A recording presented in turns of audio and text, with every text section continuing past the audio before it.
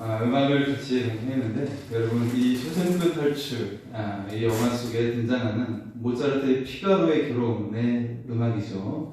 그 편지에 대한 두 여성의 이중창에 대한 그런 노래인데 여러분 이 쇼생크라는 감옥이 전혀 탈출할 수 없는 어떤 희망도 보이지 않는 그 감옥에 대한 내용이거든요. 그러면서 오직 고된 노동과 풍경이 난무하는 곳, 그곳에서는 음악도 없어요. 음악도 들려주지 않는 그런 감옥인데, 이 주인공이 행정사무실에서 문을 잠그고 음악을 틀게 되죠. 그래서 이 감옥 전체에 울려 퍼지게 되고, 여기에서 나레이션으로 흘러나오는 독백은 감옥에 갇혀 있는 동료인 모건 프리드만이 했던 독백이죠. 3분 남짓의 짧은 그런 순간, 음악이 울려 퍼지는 짧은 순간이지만 모든 죄수들이 잠시 동안 자유를 경험하게 되었다는 거예요. 마치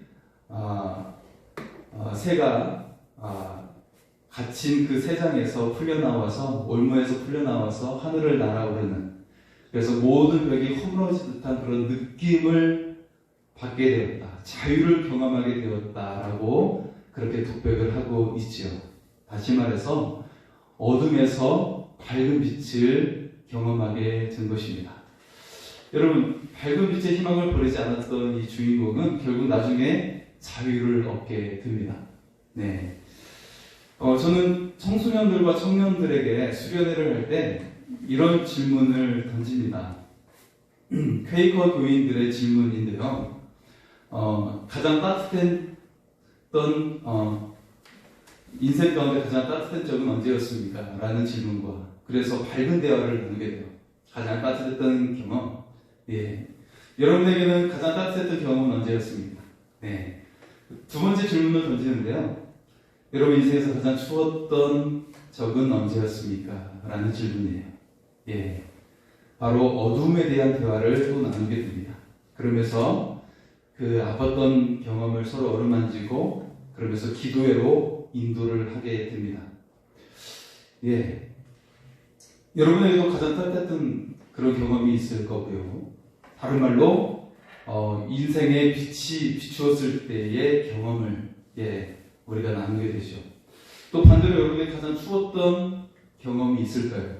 다른 말로 인생에서 어둠이 들어질 때에 대해서 여러분 우리는 생각을 하게 됩니다.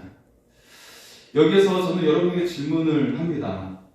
인생에 문제가 없으면 빛나는 인생일까요? 여기서 우리는 큰 오해를 가지게 되죠. 인생에 문제가 없으면 빛나는 인생일까? 성공한 사람은 빛나는 인생이 되는 것일까? 여기에 큰 오해가 있죠. 여러분 그렇지 않습니다. 성공한 인생, 여전히 불안한 미래가 있을 뿐입니다. 자신에게 딸린 직원들에 대한 부담감이 여전히 있고요. 거기서 더 나아져야 한다는, 더 많은 이익과 성장을 이루어야 된다는 부담감이 늘 있어요. 삼성그룹의 이재용 회장이라고 부회장이라고 고민이 없는 게 아니라 우리보다 1000배, 10,000배 이상의 고민이 더 있는 거예요. 수많은 직원들을 거느리고 있기 때문에 가장 최고의 기업으로서 더 나아가야 되기 때문에 우리보다 더 억만 배의 고민이 있는 거예요. 하지만 또 한편으로 성공하면서 빠져드는 교만과 유혹이 있어요. 지난 주간에 여러분 가장 뜨겁게 달궜던 기사가 있었는데요. 연예인이 연루된 주가 조작 기사였죠. 그들이 돈이 없는 사람들이 아니었어요. 그 가운데는 돈 많은 재벌도 같이 포함되어 있었는데 그들이 돈이 없는 사람들이 아닌데 하지만 그들이 돈을 더 벌고자 하는 욕심이 범죄에 발을 들여놓게 한 것이죠. 그것이 바로 어둠이에요. 정말 어둠은 여러분 인생의 문제가 아닙니다. 인생의 문제가 어둠이 아니에요. 자신 생각대로 사는 것이 선악과이고 그것이 바로 어둠이라는 거예요. 그런데 우리는 가끔 내 생각대로 살고 있지는 않습니까? 여러분, 건강한 사람은 빛 가운데 있는 것일까요? 그렇지 않죠. 누구도 건강을 예측할 수가 없어요. 건강하다가도 하룻밤 사이에 갈 수도 있는 것이죠. 제가 전에 있던 교회에서 한 분의 장로님은 연구소의 대표이면서 한 기업의 대표였습니다. 부를 것이 없죠. 건강에도 자신이 있었던 분이신데, 그런데 한 번은 집에 계시는데 심장마비가 왔어요. 집에서 그만 쿵 하는 소리가 나는 거예요. 그런데 다행히도 집에 큰 딸이 있었어요. 큰 딸이 황급하게 아빠를 보고 119에 신고를 했어요. 그래서 신속하게 119가 와서 대처해서 살 수가 있었습니다. 그때 장로님께서 고백하시는 것이죠. 그렇게 그냥 죽게 될 상황이었는데 삶의 기회를 얻게 되었다는 거예요. 이제는 제가 덤으로 살게 되었습니다 라고 고백하시면서 정말 은혜롭게 사셨어요. 여러분, 누구도 건강을 자신할 수가 없어요. 또한 내 생명이 안전할 것이라고 자신할 수가 없어요. 어떤 집사님께 아들 하나가 있었어요. 아들이 30세가 되었을 때였는데 집사님께 한 소식이 들려왔어요. 아들이 교통사고로 세상을 떠났다는 거예요. 하늘이 무너지는 느낌이었죠. 그 아들은 다른 친구들과 모임이 있었는데 그 차량에 4명이 함께 탔어요. 근데 그 차량에 다른 친구가 운전을 했는데 그 운전한 친구가 음주운전을 했던 거예요. 그 차는 사고가 났고 그 가운데 그 집사님의 아들이 세상을 떠나게 된 것입니다. 여러분, 예측할 수가 없습니다. 저도 정말 학창시절 같이 신앙생활을 했던 친구가 있었는데 지난주 월요일날 사고가 났다는 거예요.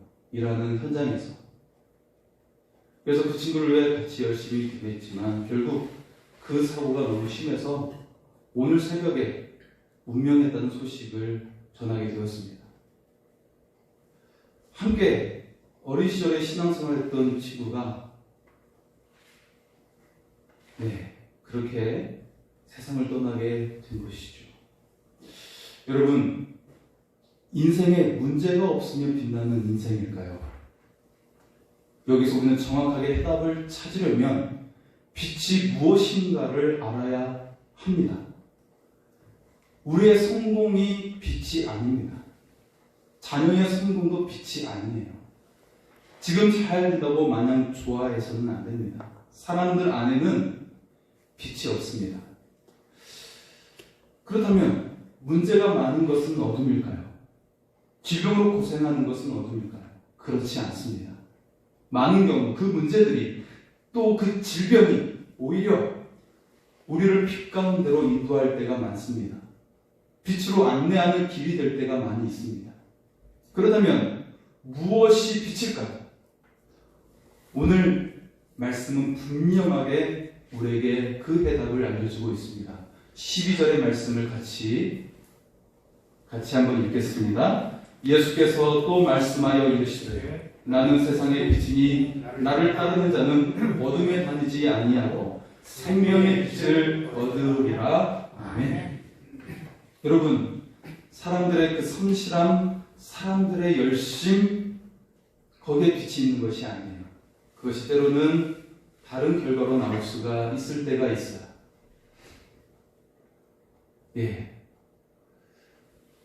사람들의 사랑, 성공에 빛이 있는 것이 아닙니다. 때로는 그곳에, 거기에 다른 사람에게 오히려 상처를 주고 피해를 주는 경우도 있습니다. 여러분, 오직 예수님만이 빛이 되심을 믿으시기 바랍니다. 스스로 낮은 곳에 오셨고 자신의 생명을 주시기 위해서 주님이 오신 예수님, 우리에게 오신 예수님이 바로 빛이 되어 주십니다. 십자가의 죽으심과 부활하심으로 우리를 하나님의 자녀가 되게 하신 예수님이 바로 빛이 되십니다. 자신을 드리는 희생의 사랑을 따라 우리도 진정한 사랑으로 인도하시는 예수님이 빛이 되십니다. 예수님이 없는 사랑은 이기적인 사랑일 뿐이고 일방적인 사랑일 뿐이에요. 오직 예수님이 계시는 그 사랑만이, 자신을 내어주고 자신을 기꺼이 희생할 수 있는 사랑만이 정말 빛이 가득한 사랑이 될 수가 있는 것입니다. 지금 여러분 안에 빛이 빛나고 있습니다.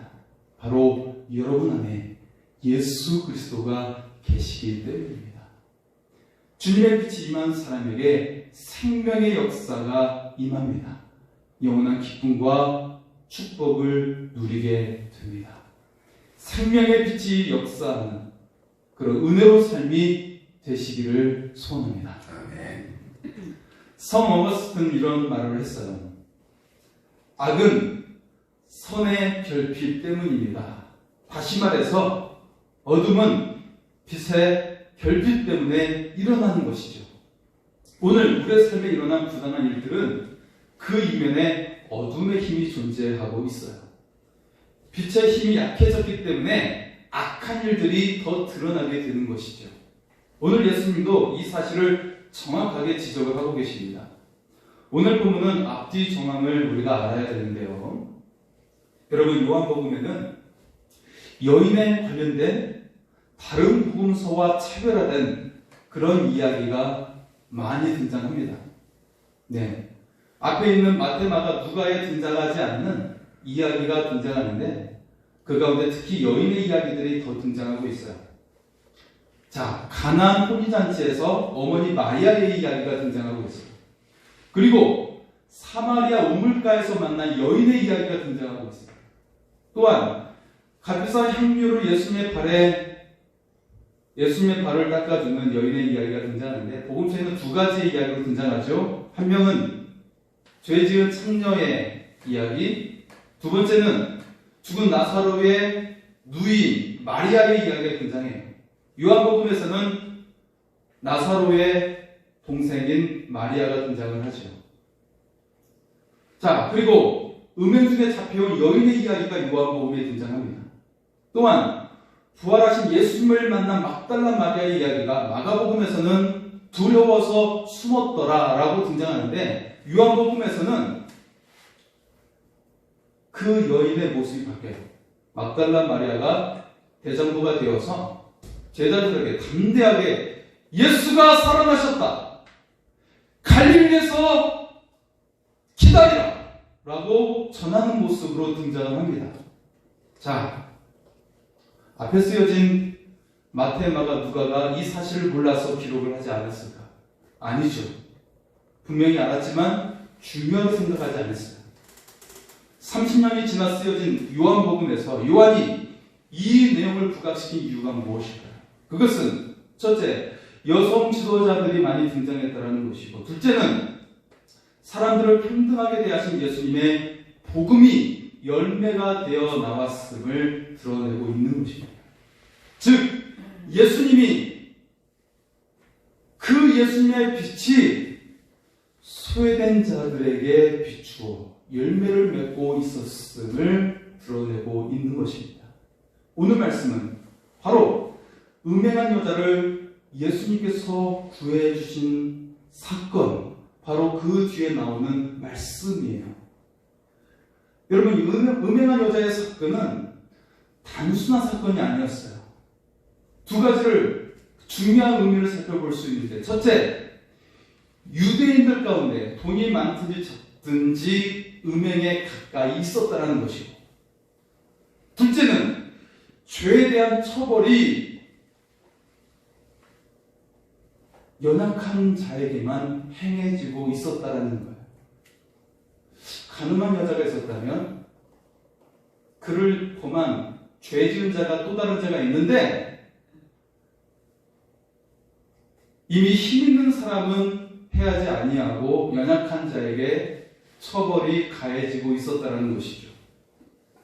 즉, 이 사건을 지적하면서 예수님은 개인과 이 사회의 모습이 어둠 가운데 있다는 것을 고발하고 있다는 것입니다. 곧 어둠의 일은 빛의 결핍 때문에 일어나고 있다라는 것입니다. 이때 예수님은 하나님의 아들이요 진정한 빛이 되심을 드러내고 있는 것입니다. 지금 여러분의 삶이 불안하다면, 그리고 근심과 염려가 지배하고 있다면 진정한 빛 가운데 나아가시기 바랍니다. 영원히 꺼지지 않는 빛 대신 예수님 안에 거할 수 있기를 바랍니다. 주님의 빛이 여러분을 짓누르는 어둠에서 벗어나게 하려 주실 것입니다. 주님의 영광으로 여러분을 감싸 주실 줄 믿습니다. 여러분, 요한복음의 시작은 예수님이 생명의 빛이 되심을 선포하며 시작하고 있어요. 우리 요한복음 1장 2절에서 5절의 말씀을 보겠습니다. 그가 태초에 하나님과 함께 계셨고 만물이 그로 말미암아 지은 바 되었으니 지은 것이 하나도 그가 없이는 된 것이 없느니라. 그 안에 생명이 있었으니 이 생명은 사람들의 빛이라. 빛이 어둠에 비추되 어둠이 깨닫지 못하더라. 아멘. 여러분, 오늘 본문에서 예수님도 자신이 세상의 빛이 되심을 증거하고 계세요. 본문 12절에서 시작된 이 말씀은 59절까지 계속됩니다. 우리는 짧게 살펴봤지만 사실은 12절에서 59절까지 주님이 빛이 되심을 드러내고 계세요. 그래서 그 가운데 32절에는 진리를 알지니 진리가 너희를 자유케 하리라 라고 말씀하십니다. 그 빛 대신 주님 안에 거하면 우리가 진리 가운데 거하게 된다는 거예요. 그 진리가 아까 감옥에 갇힌 쇼생크의 감옥에 대해 이야기를 했지만 우리의 인생이 갇혀있다는 거예요. 그들이 갇혀있는 것이 아니라 우리 갇힌 인생이 진정한 자유를 누리게 됨을 믿습니다. 주님의 빛 가운데 거할 수 있기를 소원합니다. 또한 51절에는 사람이 내 말을 지키면 영원히 죽음을 보지 아니하리라 말씀하고 있어요. 여러분, 누가 죽은 사람입니까? 오늘 새벽에 세상을 떠난 제 친구가 죽은 사람일까요? 저는 그렇게 생각하지 않습니다. 예수님의 빛을 모르는 사람이 죽은 사람이라고 저는 생각합니다. 주님의 빛이 없는 사람이 죽은 사람이에요. 누가 죽은 사람입니까? 우리가 주님의 빛 가운데 거할 수 있기를 소원합니다. 주님은 분명히 우리에게 말씀하십니다. 사람이 내 말을 지키면 영원히 죽음을 보지 아니하리라. 그리고 바로 이어서 9장의 말씀 가운데 날 때부터 맹인된 사람이 고침을 받는 사건이 등장해요. 그때 제자들이 그가 맹인된 이유를 묻고 있어요. 예수님은 죄 때문이 아니라 그에게서 하나님이 하시는 일을 나타내고자 하는 것임을 말씀하고 계십니다. 즉, 그가 아프다고 해서 어둠이 아니라는 거예요. 그에게 문제가 생겼다고 해서 어둠이 아니라는 거예요. 그의 자녀가 잘못됐다고 해서 어둠이 아니라는 거예요. 진정한 어둠이 무엇일까요? 주님은 이어서 이렇게 말씀하십니다. 때가 아직 낮이고 하나님의 일을 할 거야. 그런데 밤이 오는데 그때는 아무것도 할 수가 없어. 내가 세상에 있는 동안에는 세상의 빛이로다.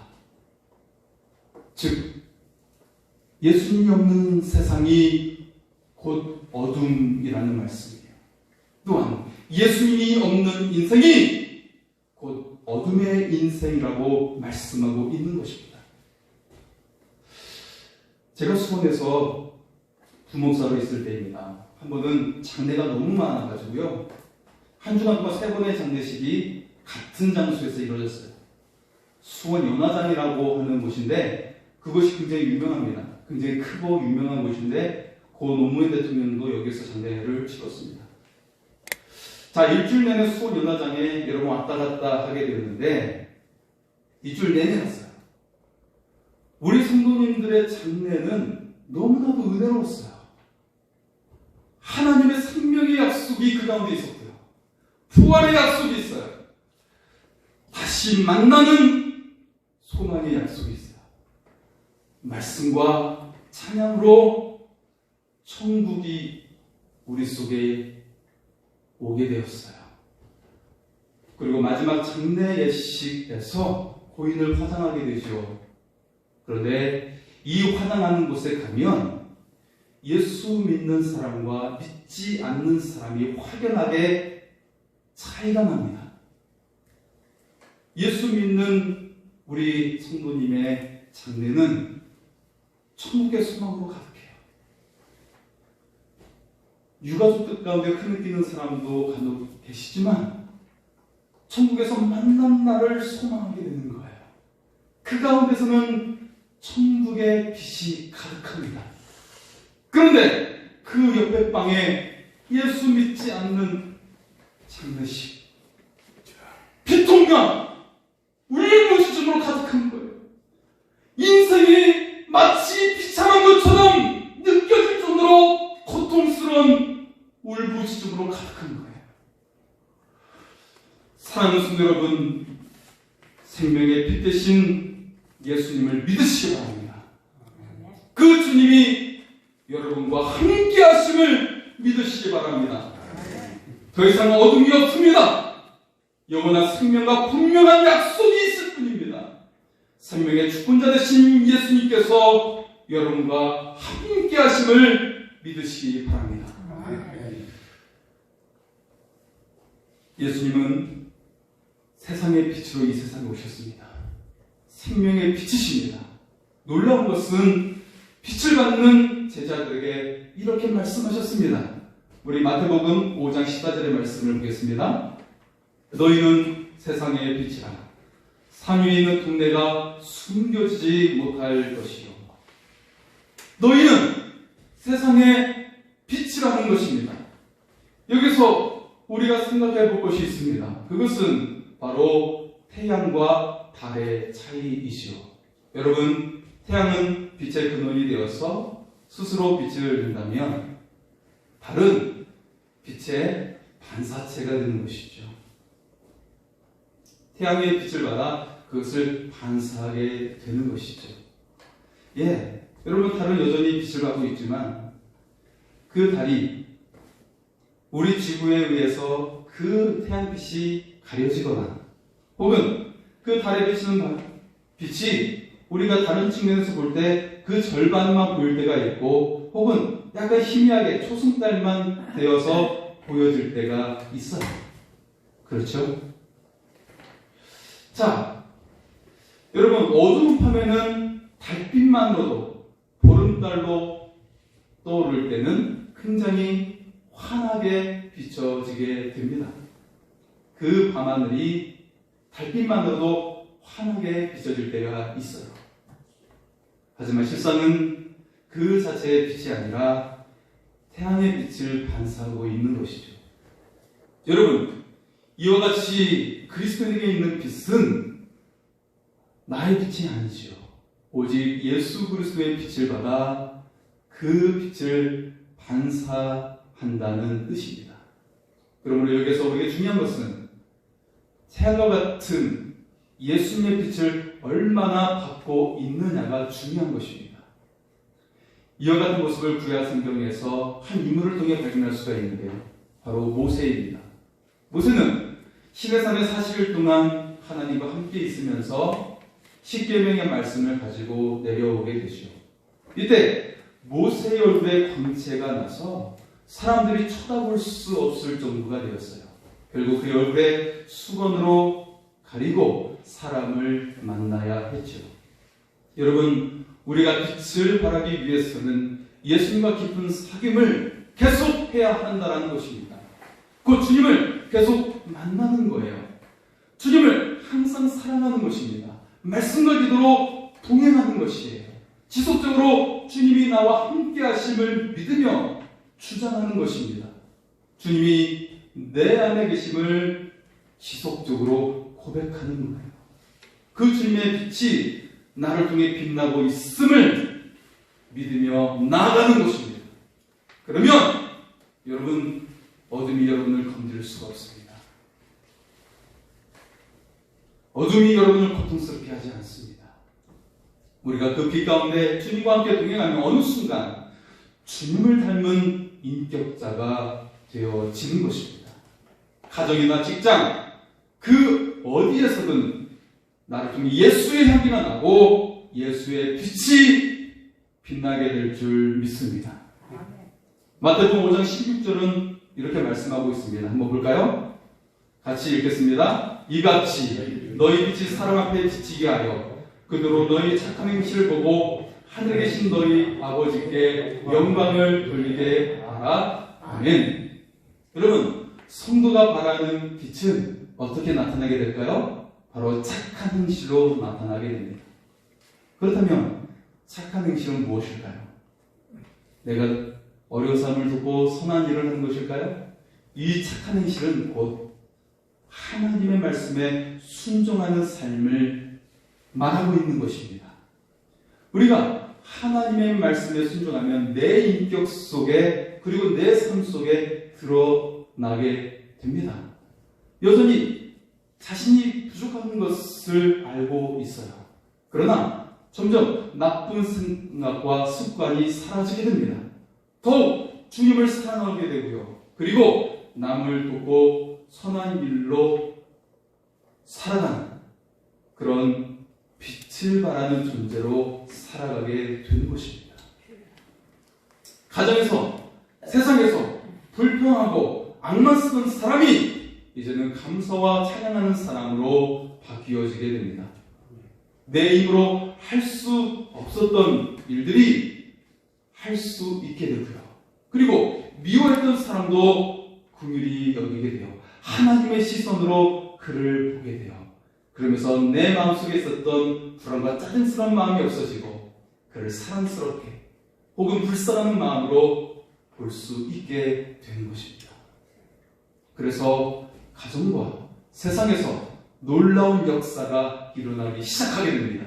서로 한 마음을 이루게 되어서 꿈이 이루어지게 되고 풍성한 열매를 맺는 삶과 가정이 되어 나아가게 될 줄 믿습니다. 여러분이 주님과 함께 살고 있다는 것을 주장하시기 바랍니다. 그러면 여러분의 삶의 변화가 일어나기 시작합니다. 가정에도 아름다운 역사가 일어나게 됩니다. 여러분이 주님을 고백하면서 살 때 주님이 역사하시기 때문입니다.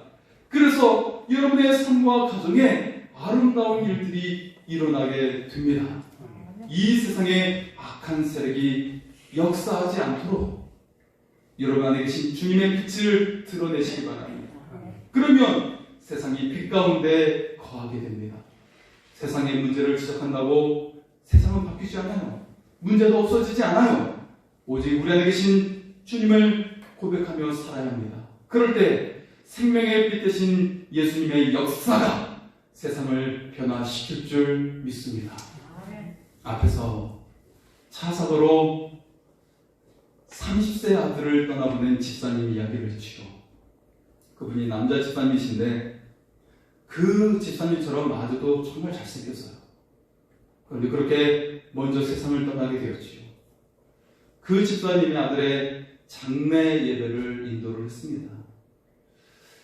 이후에도 위로 예배를 드리러 집사님 사업장에 방문을 했습니다.